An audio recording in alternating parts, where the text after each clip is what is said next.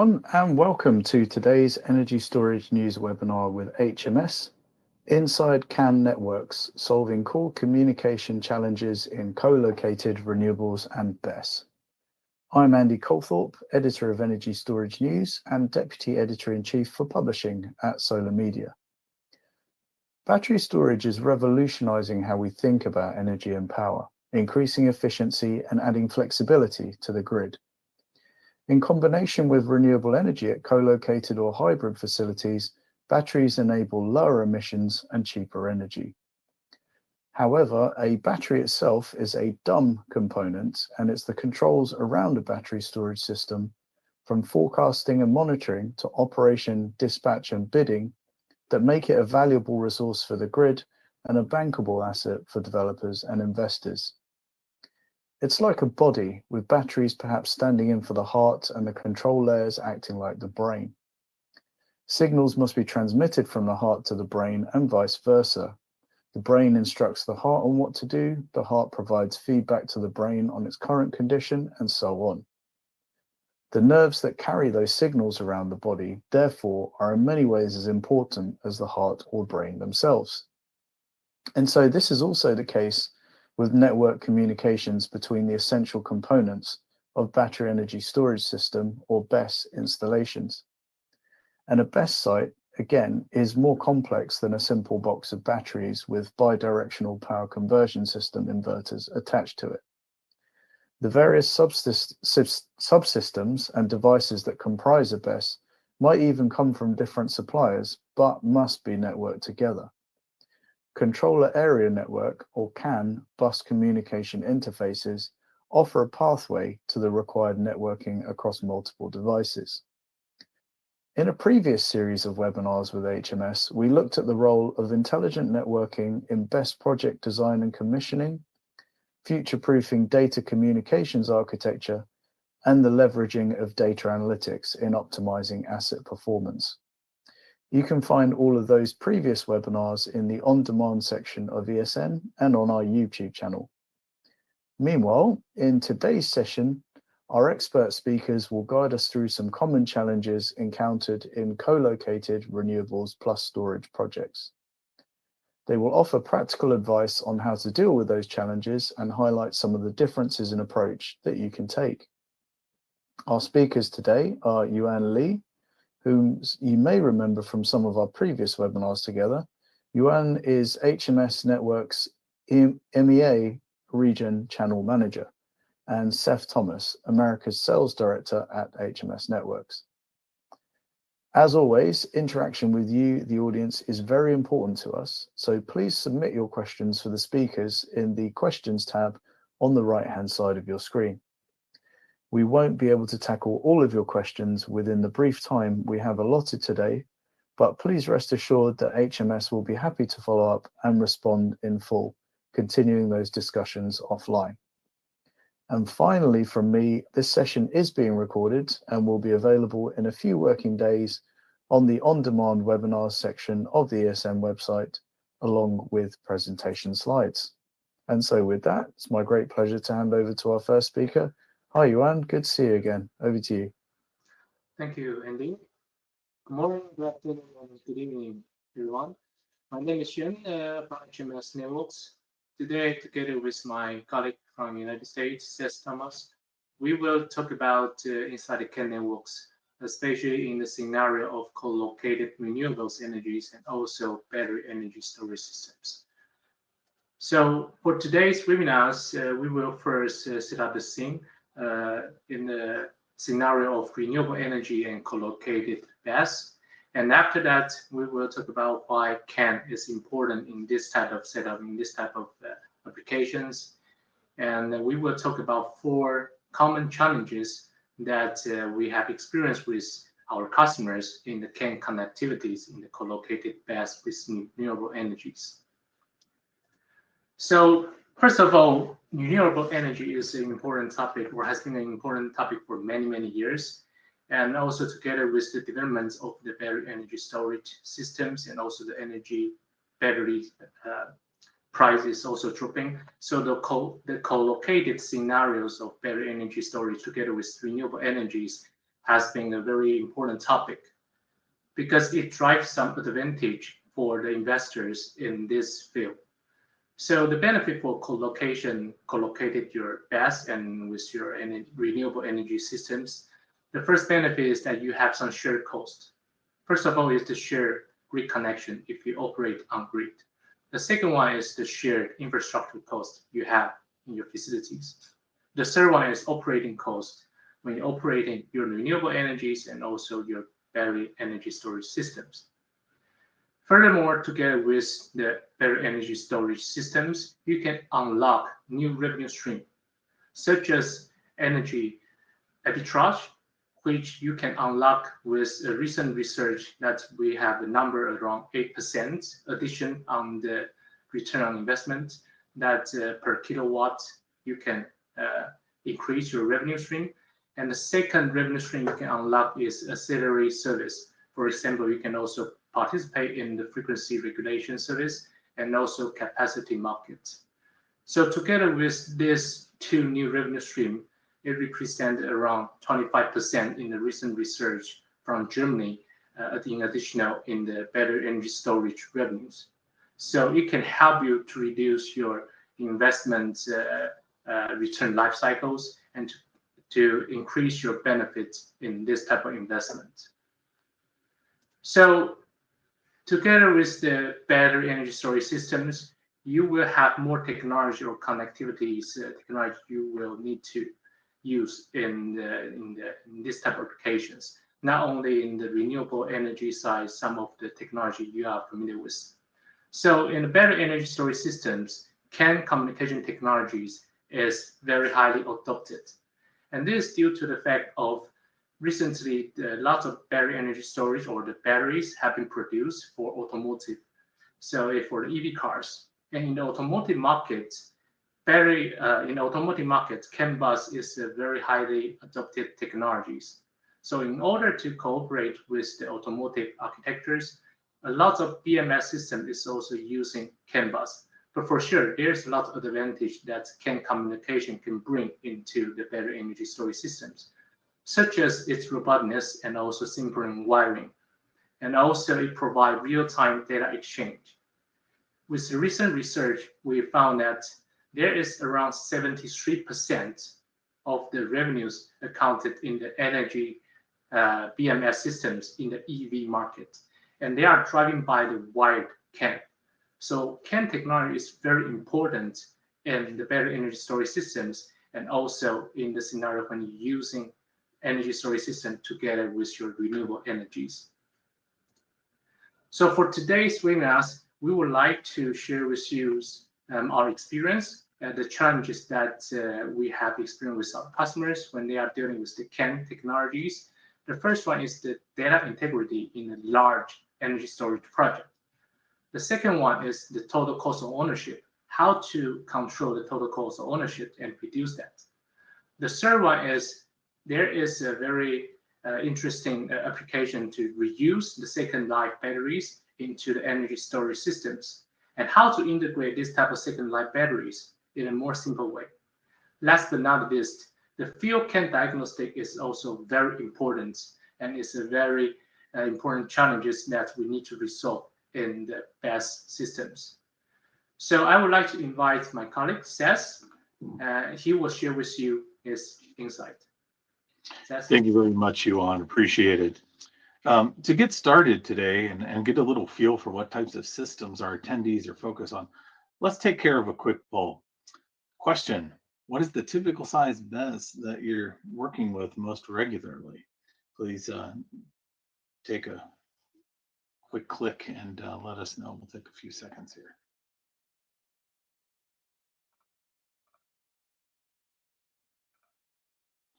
Looks like we have some answers coming in. Fantastic to see this. Definitely some large systems. Wow, great. So we're clearly seeing as we go along here some large systems. That's great. 57% on that 10 megawatt hour range. That's great. Wonderful. So thanks for that input. Quite an interesting mix of responses.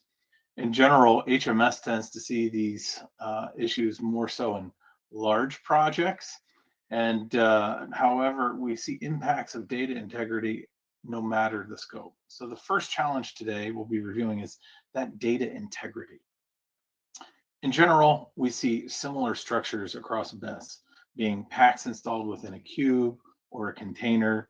Baud rates are often predefined and quite frequently set at the maximum of 1,000 kilobits per second, rather than a more reasonable 500 kilobits per second or lower, depending on the data needs.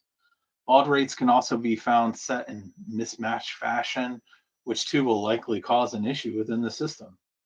With BESS, it's critical we set our baud rates fitting of the requirements, where a 500 kilobit per second rate is most common in the systems that we touch and overall suitable for most applications. Additionally, when designing our system, distances and topology are often not considered. So how do we solve these types of issues? Well, again, in BESS, we're discussing, problems exist, relaying systems, large or small. With the flexibility and varying structures of the bus architecture, we find that bus lengths are often calculated incorrectly. Factors impacting signal, such as discussed in the prior slide, often go unaccounted for, and generally skill levels of the installation teams differ greatly. Using solutions such as a CAN bridge from HMS, many of these issues can be addressed or never seen if that proper technology is incorporated as part of the design. This can offer greater stability of CAN communications thanks to galvanic isolation, where high noise levels, voltage spikes, ground loops, and running systems can be a huge challenge, especially with the larger systems. Additionally, this simplifies wiring for various topologies and eases simultaneous integration of several BMSs within the system to the main BMS. With up to 4 CAN channels per bridge, this also permits for shorter bus segments, flexibility, and incorporation of different baud rates throughout the system, as well as frame formats, filtering of messages, data mapping, etc., and so on in those segments as needed. So really, we can take a big puzzle and break it down into the small pieces, making it easier to solve. All of the above, of course, greatly lowers our ongoing maintenance costs, since this provides more of a robust setup, cleaner data, and less field troubleshooting needs. What about our second challenge? That is total cost of ownership in BESS. That's a big topic for many folks. So when we look at the overall total costs, some things are easy to see, like the hardware involved in the system, from total battery storage to cooling to concrete, etc. However, that's the easy part, the small part of the picture. When we look under the surface, we find the deeper considerations and much more of the ongoing costs, such as provisioning, commissioning, and that continual maintenance that keeps coming year after year. Regardless of which segment these costs fall into, they can go unforeseen and quickly become unmanageable at scale without properly leveraging technology. So really unpacking all of that, we can clearly see that traditional iceberg effect, and we don't want to be in a situation like the Titanic. As such, companies are looking for answers to help proactively de-risk and minimize these costs. How can we address this TCO topic? Well, thinking about the theme from the previous slide and section, maintenance is one of those most overlooked parts in total cost of ownership. What if we could not only use tools that simplify wiring, but also extend those options for further flexibility and even remote low-level diagnosis? Using devices such as the CAN-net from HMS offering allows us to no longer send engineers on site or take on costs of travel and lost productivity for these critical resources. During provisioning, this work can be done as over-the-air updates and additional updates applied throughout the commissioning process. During commissioning, we can optimize our charging and run state algorithms as well. This lowers costs related to field equipment because we don't need to deploy somebody out into the field with their own particular kit. It can be done and minimized during this stage, again, remotely. Most, if not all, of the system configuration, review, and monitoring can be done now over the air, again, even down to the low-level machine communication. When BESS maintenance is needed, we can also employ technology to now have the on-site technician work alongside the true experts when needed, without additional field deployment required for those costly resources. Shared and over-the-air maintenance is now possible, again, even down to the low-level communications, no matter where you are across the globe. What about our third challenge? Integrating second life batteries. Let's get into it. So when EV batteries reach a state and fall within parameters that are no longer sufficient for the automotive requirements, they're typically replaced. The EV can, of course, also reach its maximum lifetime for regular use. With these cases, however, these so-called second life batteries can still be used quite effectively within a battery energy storage system. Now, when utilizing these second life batteries, there are some special requirements that have to be taken into account. First, the control unit in the battery is set up for communication with a main ECU or other control unit within a vehicle. The process and content of the communication is secret, so to speak, and in order to be able to use those batteries efficiently, information about the communication process must also be available to the BESS system. Additionally, all batteries of a model and manufacturer are typically following the same addressing or identical addressing, in fact. If several batteries are connected together in a single network, it is not possible to distinguish from which device the information is coming, and the control units of the batteries cannot generally be reprogrammed. How can these important requirements be addressed so we can utilize these second life batteries and also help our environment further using these in the future? Well, solution 3 is using Cambridge type of technology. Put simply, a battery exchanges certain information with an ECU when it's started and cyclically receives information from control units in the vehicle during use. The complete simulation of this in a BESS environment is too expensive. However, utilizing Cambridges, we can use those to generate required messages with the corresponding content. For example, a cyclic message can be configured with a specific changing content to the battery. Cambridges receive, process, and forward messages. During the processing process, the message identifier can be changed. Thus, a message can be uniquely assigned to a battery within the BESS, utilized and understood by the container and the core BMS. This makes for an extremely great use of second life batteries, providing a large cost and life cycle benefit by continuing without requiring new manufacturing and sourcing.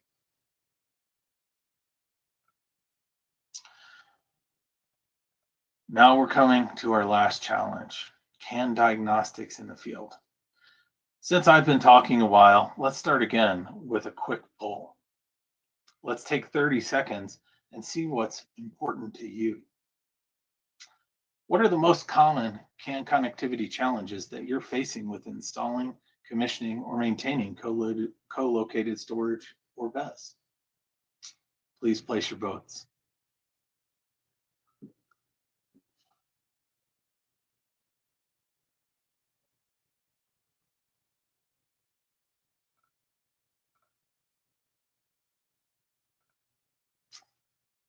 Well, as expected, we've got some physical layer things with wiring, termination, reflections, taking the front there with close on bus load, something we see very commonly. Great, lots of votes coming in. Really appreciate that. Great. Let's click along a little bit and start talking about this topic. So components and battery energy storage systems are networked with each other using a variety of topologies and sometimes over long distances. points to some of these problems that you're clicking in the poll. When using a CAN network, a little bit redundant there, a large number of aspects do have to be taken into account in order to establish those robust and trouble-free communications and operations.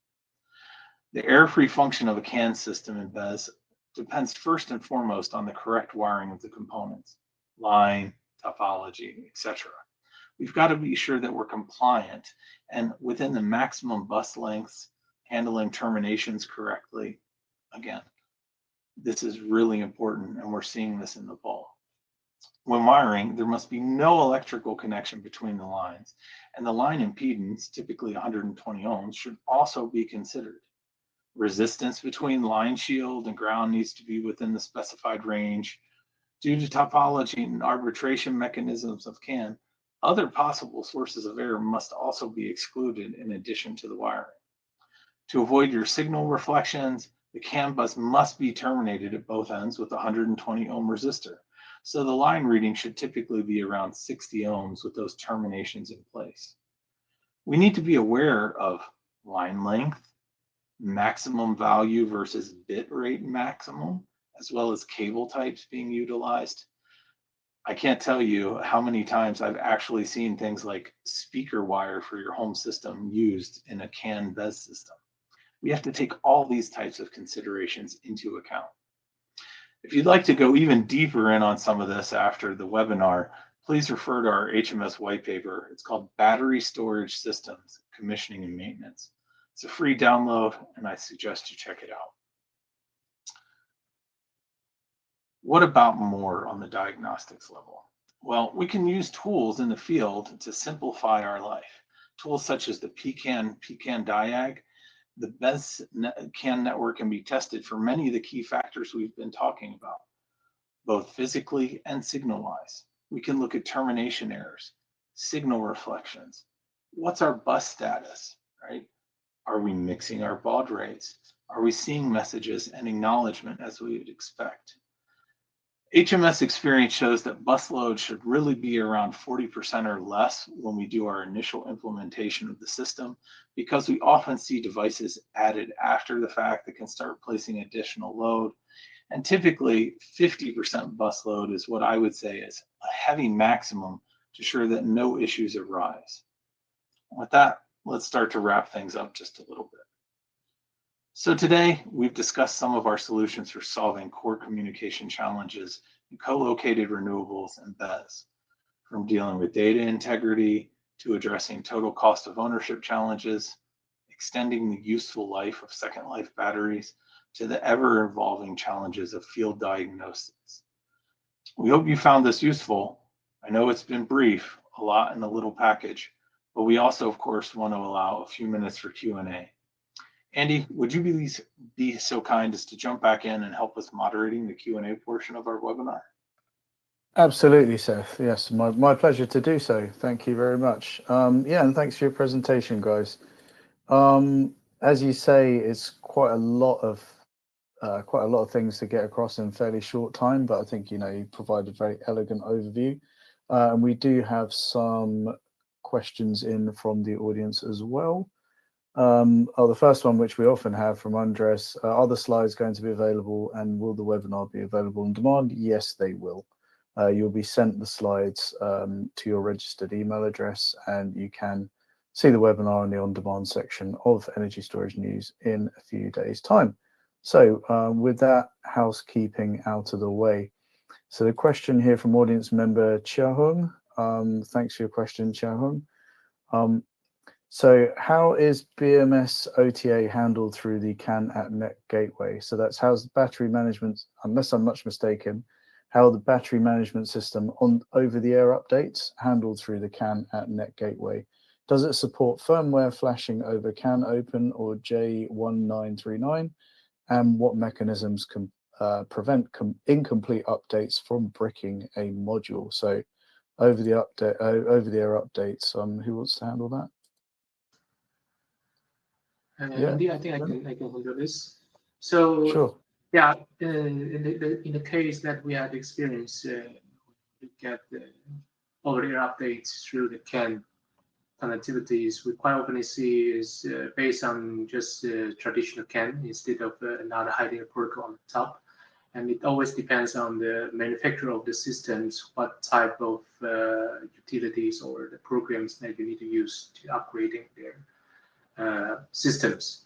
And if you want to use the CAN-net or this type of CAN to Ethernet gateways to perform the over-the-air upgrades, from the HMS side, what we are providing the solution is that you will be able to use our CAN-net gateways as a virtual CAN port in your computers. So you can have a remote virtual CAN port that you can access as a local CAN port to the remote site, and you will be able to perform the over-the-air upgrades with your computers through the LTE connections or through the wireless connection to the local site and convert into the CAN connectivities. So our CAN-net gateway will act as your local CAN port for that type of scenarios. But of course, there is some important points that I would like to highlight is the latency, because in lots of cases, when you're flashing your CAN devices, the latency need to be very, very short. If there is any certain timeouts due to some packet lost or retransmissions on the Ethernet TCP/IP side, it might make your device become brick. So if you want to reduce that, of course, the first thing is that you need to make sure you have a stable connectivities, not on the CAN side, but it's more so the case on the remote side. The second solutions that we can look at is we have another solutions that we have small industrial computers with some CAN ports. You can run Linux operating system on top of it. You can run program locally in that small computers as your proxies for doing the firmware flashing. So which means you can transfer the firmware into the local side, and that local small device will act as firmware upgrade proxies to your local device. And with that, you can reduce the risk on the retransmissions and the latency over the Ethernet. And that is how we become into our customers. It really depends on the user scenarios. Yeah. Hope this. Okay, great. So there's a versatile set of solutions to that issue then, it sounds like. And of course, all of this is built around connectivity, which of course, is a wonderful thing. But it does also introduce certain vulnerabilities. And so Anton's question, thank you, Anton, for your question, asks if you can mention something regarding smart solutions for cybersecurity for remote CAN bus access. So yeah, increasingly cybersecurity, I mean, it's a big deal in all aspects of our daily lives, which are increasingly digital, of course. But within the energy sector, there's potential critical vulnerabilities for any number of reasons. So yeah, what can you say about cybersecurity? Should I take a test? Okay, so so regarding that, maybe just some advertisement here. So from HMS Network, we have another solution is for remote access. It's called EWON. So it's a remote access gateways, which can help you to create a secure VPN tunneling over the internet between your local site. And with that, there will be some guaranteed cybersecurity implementations to meet the requirements recently for the NIS2 and also the Cyber Resilience Act, because the local CAN data is quite sensitive data, so you need to make sure you have certain level of implementation on the cybersecurity side to make sure the connections over the air through the internet is secured, and which is also met into the regulations. For example, in some cases in Europe is the NIS2 and CRA. And in other countries, you might have other regulations which you need to meet. So yeah, so with that, the EWON product from HMS Networks is the solution can work with our CAN-net on the remote side. So the CAN-net is CAN to Ethernet, and the EWON product is Ethernet to Internet, and with the VPN service that you can perform a secure connectivities between different local sites. Yeah. Excellent. Anything you wanted to add on that, Seth, or before we move on? Oh, I think that's solid. I saw a question from Teo about CAN wiring versus Ethernet. I think there, again, the technology, it depends on what we use in the system, but we're often seeing CAN communications come straight out of the battery packs. So if we don't have to do a conversion, we can use things like our specific CAN bridges that are built for these applications. And again, simplifying the termination wiring. So it can be a simple plug-in of the CAN wiring into spring connectors with the resistors already in place, and some of which can be turned on or off natively, depending on what you need. And related to the distance and speed, it's very dependent on how we set things within our CAN bus, right? At 500 kilobit, we can easily get to, say, 100, 110 meters. If we don't need that fast of a communication, we can go down to like 250 kilobit or even 50 kilobit, which is often enough for the messaging, and go out even to 1600 plus meters on CAN communications. So I think it really depends on your design, right? So we can collect some of the information more slowly and then bridge that into a faster communication using a CAN-net or a CAN bridge. One side have it set slower, one side faster, so we can gather the slower communications and send that up very quickly to the BMS, for instance.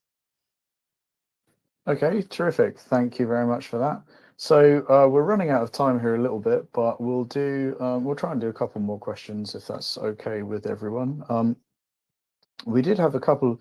I will say as well, I'll repeat what I said earlier, that HMS will get all the questions and the email details of the people that asked the questions as well. So you can follow through with those conversations offline. So still worth actually even you putting in a question now, as we won't be able to answer it live, but you will get the opportunity to have it answered in full later on. But we had, today's topic is, it's really around BESS communications, but specifically, I guess, co-located. And we had a couple of questions around that. So don't know if we can handle these fairly briefly, but so Felipe, thank you for your question. Asked for co-located sites, so that being solar and battery storage, how can you identify the CFD asset and its declared CFD, so CFD being contracts for difference, and its declared CFD capacity? Where would the appropriate metering arrangements be in place so that the CFD assets generation is clearly distinguishable? So I don't know if maybe, in handling this question, guys, if you want to say, whether it's specifically around CFDs, or if you could speak a bit more generally to how the separate operation of, let's say, co-located assets might be handled through the communications network. I don't know if that's a reasonable thing to ask as well, but yeah, so something we can talk about.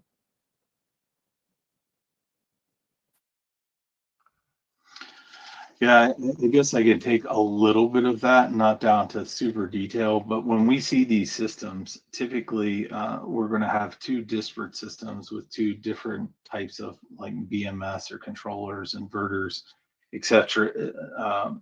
Based here, right? So what we can enable with these solutions is we can identify where it's coming from pretty quickly, whether it comes from the battery storage side or the PV side. And then typically what happens is that's coming into like a central core, you could call it, at the site, like the substation controller. So we're really enabling where it's coming from, and that's identified in that controller system, not typically down at the more minute level, I guess is the way to put that. But of course, you can put your unique identifiers within a CAN system and send that up to these systems in the shared controllers. Okay, interesting. And there's another question on the opposite end of that topic, I think, from Amanda. So thanks for your question, Amanda. Amanda asked, what would a typical setup look like in terms of BESS plus PV? And also another quick question, what is the advantage of CAN for behind the meter DC-DC connected PV and BESS systems? So kind of two questions in one there, really. But yeah, if you could have a think about either or both. Maybe let me just take it in a simple way. So I think from our point of view is that the BESS and PV, of course, the system-wide is a little bit different. and the CAN connectivity is quite often used in the BESS systems. But if you want to integrate or you want to combine the systems together, you need to look at the more higher levels. So CAN bus might not be the primary protocols for connecting BESS and PV. You might want to convert the CAN data into like Modbus TCPs or other communication protocols, which is suitable to operate under like EMS scale, because the CAN is quite often used, especially important in the BMS scale instead of the EMS side. So on the EMS side, there's other protocols which will be more common, especially you need to find the one which your EMS or your SCADA system can support. So yeah, that is on the connectivity side. Okay, terrific. And I think we're about to wrap up, but I think one question that I'd quite like to ask, if you don't mind, is I think, overall looking at this, we talked about four particular challenges, but from your point of view at HMS, what is the most common challenge you see when engineers are doing field commissioning, and how can that challenge be addressed?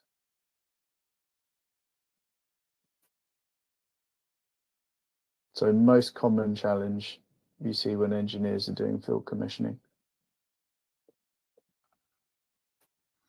I'll perhaps take that one, Yuan. I think really the poll that we sent talks about that a lot, like what's the most common type of challenge, and I think it's finding the proper wiring. Is the wiring done correctly in the field, right? We often find many missing terminations.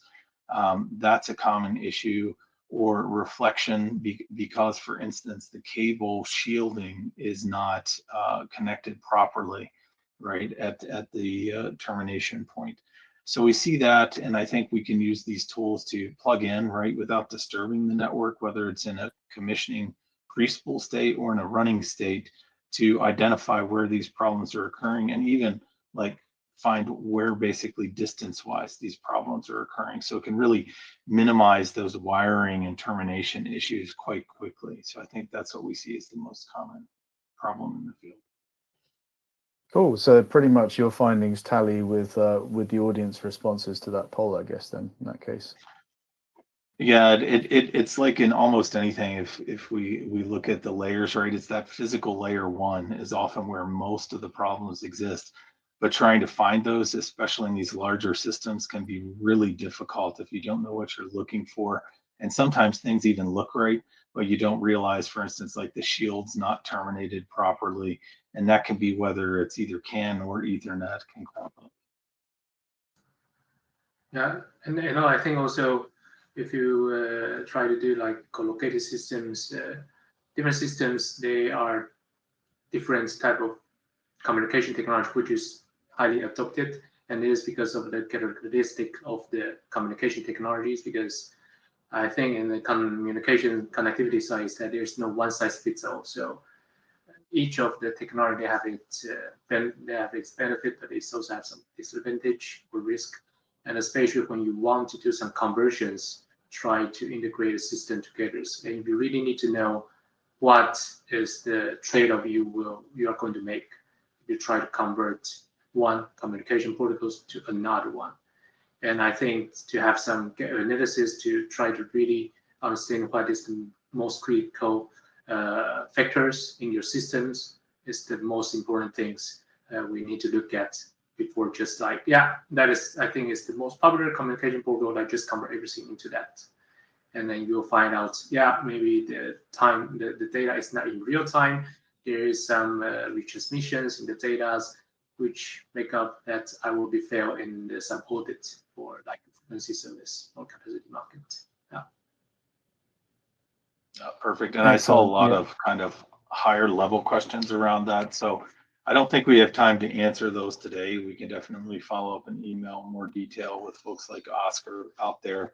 Andy, maybe you can remind the audience, there was the one question we often see is, are the slides or presentation going to be available on demand? Right. Yeah. So as mentioned, the slides for all of our webinars are actually sent out afterwards. So you will receive, so everyone registered will receive those slides. If any of your colleagues weren't able to attend today, they will also be able to get those by visiting the on-demand section of our website in give us a couple of working days to get this posted. But yeah, the video of this webinar along with the slides will be posted onto the Energy Storage News website. So yeah, thank you so much everyone for your highly engaged interest and all of your questions. It's been really interesting and a real pleasure working with Yuan, Seth and the team at HMS on this. So I want to thank HMS for choosing to work with us, of course. And as I say, yeah, it's been great to work with you two as well. And thank you for bringing the readers and the audience the benefits of your insight. But of course, as always, our biggest thank you is reserved for you, the audience. Thank you so much for giving up time, precious time in your day to attend today's webinar. We hope you enjoyed it as much as we have. And yeah, thank you so much for being part of this vibrant, exciting, and yeah, let's say it, this world-changing industry. So thanks so much, and we look forward to seeing you next time. Bye for now.